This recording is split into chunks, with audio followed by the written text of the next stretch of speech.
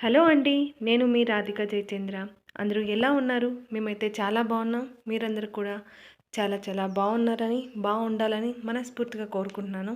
So, ఇవాల్టి video ఏంటో మీకు ఆల్రెడీ థంబ్‌నెయిల్‌లో చూస్తే అర్థమైపోయి ఉంటది. యెస్, అవునండి. మన ఇంట్లో ఎప్పుడైనా కూరగాయలు లేనప్పుడు, లేక కూరలు చేసేంత టైం లేనప్పుడు, ఏదైనా నోటికి రుచిగా, టేస్టీగా తినాలనిపించినప్పుడు, ఇలా సింపుల్‌గా అయిపోయే 5 మినిట్స్‌లో రెడీ అయిపోయే కర్రీని చేసుకుంటే, ఇంట్లో అందరూ కూడా ఇష్టంగా అండ్ ఇంకొక 2 ముద్దలైతే ఎక్కువగా తింటారనమాట. అలాంటి ఈజీ అండ్ సింపుల్ రెసిపీని మీతో నేను షేర్ చేసుకోవాలనుకుంటున్నాను. సో, నాకిక్కడైతే తింటుంటే అసలు మీకు చెప్తుంటే కూడా నాకు నోరు ఊరిపోతుంది. అంత టేస్టీగా ఉంటదనమాట.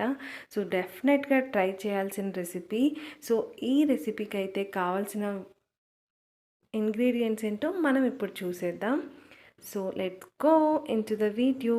సో ఈ రెసిపీకి అయితే ప్రత్యేకించి ఏ కూరగాయలు అవసరం లేదండి. మన ఇంట్లో ఎప్పుడు నిల్వ ఉండే ఉల్లిపాయ, వెల్లుల్లిపాయలతో మనం ఈరోజైతే కర్రీ రెడీ చేసేసుకుందాం. సో దీనికైతే నేను ఇక్కడ 3 ఆనియన్స్ తీసుకుంటున్నాను. సో 3 ఆనియన్స్కి ఒక్క వెల్లిపాయ తీసుకుంటున్నాను పెద్దది.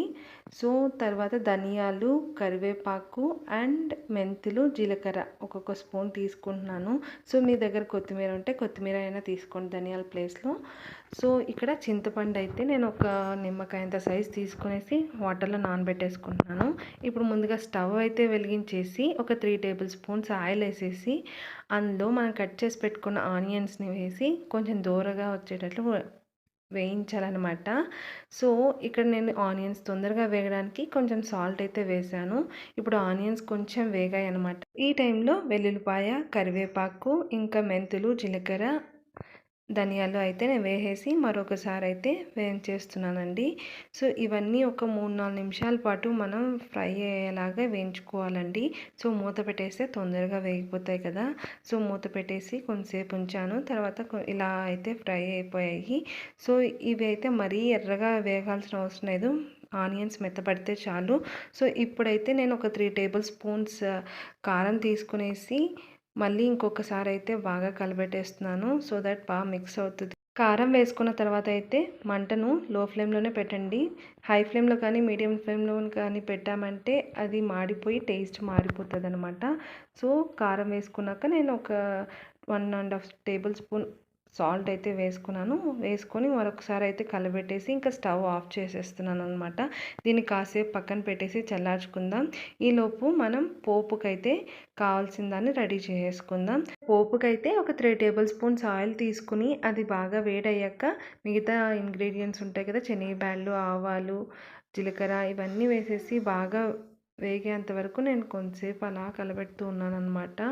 సో ఇవన్నీ బాగా వేగిన తర్వాత సో ఇందులో మరి ఇంకొంచెం కరివేపాకు ఇంకా ఎండుమిరపకాయలు వేసేసుకొని అవి కూడా వేగిన తర్వాత మనం స్టవ్ ఆఫ్ చేసేసుకోవచ్చండి. ఈలోపైతే మనం చల్లారిపోయిన మన ఏదైతే ఉందో వెల్లిపాయ కారం కోసం రెడీ చేసుకున్న ఆనియన్స్ మిక్సింగ్ అంతా దాన్ని మిక్సీలో వేసుకునేసి దాన్ని బాగా మెత్తగా లేదా మనకు బరగ్గా ఇష్టమైతే అలా రుబ్బుకునేసి దాన్ని అయితే ఈ పోపులో వేసేసుకుంటే సరిపోతుంది. సో ఇప్పుడైతే మొత్తం ఇందులో వేసేసుకొని బాగా కలబెట్టేసామనుకోండి, ఈ వెల్లుల్లిపాయ కారానికి ఈ పోపు అంతా బాగా పట్టేసి మంచిగా రెడీ అయిపోతుంది. సో ఇప్పుడైతే నేను దీన్ని ఒక సర్వింగ్ బౌల్లోకి తీసేసుకొనేసి అందులో అయితే నేను పెట్టేసుకుంటున్నాను. సో ఇప్పటికి మనకైతే ఈ వెల్లుల్లిపాయ కారం ఎంతో ఈజీగా అయితే 5 మినిట్స్లో అయిపోయిందండి. సో ఇదైతే నాకు చేయడానికి ఎక్కువ టైం పట్టలేదు అండ్ ఏ ఇంగ్రీడియంట్స్ కూడా ఎక్కువ అవసరం అవ్వలేదు. సో ఇప్పుడైతే ఇలాంటి వెల్లుల్లిపాయ కారాన్ని మనమైతే వేడి వేడి అన్నంలో తింటే దాని టేస్టే వేరబ్బా. సో ఇప్పుడైతే నేను ఇప్పుడే రైస్ కుక్కర్లో ఉడికి పొగలిపోతున్న రైస్తో అయితే నేను ఇది టేస్ట్ చేయాలనుకుంటున్నాను. సో ఇప్పుడైతే రైస్ తీసుకునేసి నేను నా ప్లేట్లో పెట్టుకునేసి టేస్ట్ చేయబోతున్నాను. టేస్ట్ చేసి మీకు ఎలా ఉందో చెప్పేస్తాను అనమాట. ఇదైతే కొంచెం నెయ్యి కలుపుకొని తిన్నా కూడా ఇంకా టేస్టీగా ఉంటుందండి. ఇక్కడైతే నేను నెయ్యి వేసుకోవట్లేదు. ఓన్లీ వెల్లుల్లిపాయ కారం అండ్ వేడి వేడి రైస్లోకి వేసుకునేసి టేస్ట్ చేయబోతున్నాను.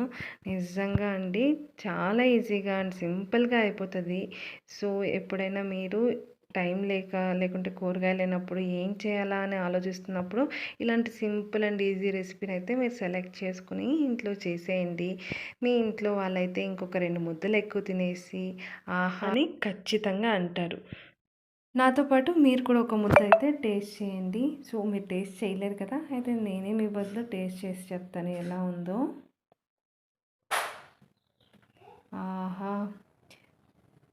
నోట్లో పెట్టుకోగానే చాలా అంటే చాలా బాగుంది.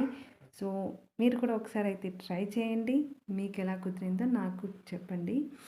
సో, ఏం లేదండి, ఈజీగా అండ్ సింపుల్‌గా అయిపోయే ఈ రెసిపీని వంట రాని వాళ్ళు కూడా ఈజీగా చేసేయొచ్చనమాట.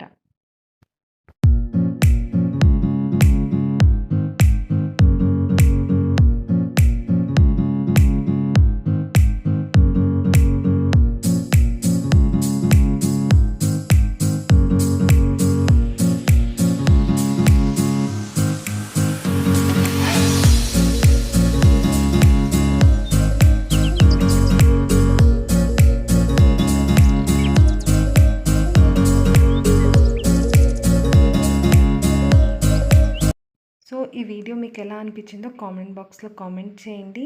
ఒకసారి ఈ రెసిపీని మీరు ట్రై చేసి ఎలా కుదిరిందో నాకైతే చెప్పండి. మళ్ళీ మరొక ఇంట్రెస్టింగ్ వీడియోతో మళ్ళీ కలుద్దాం. అంతవరకు see you. Take care. Bye bye. Thank you.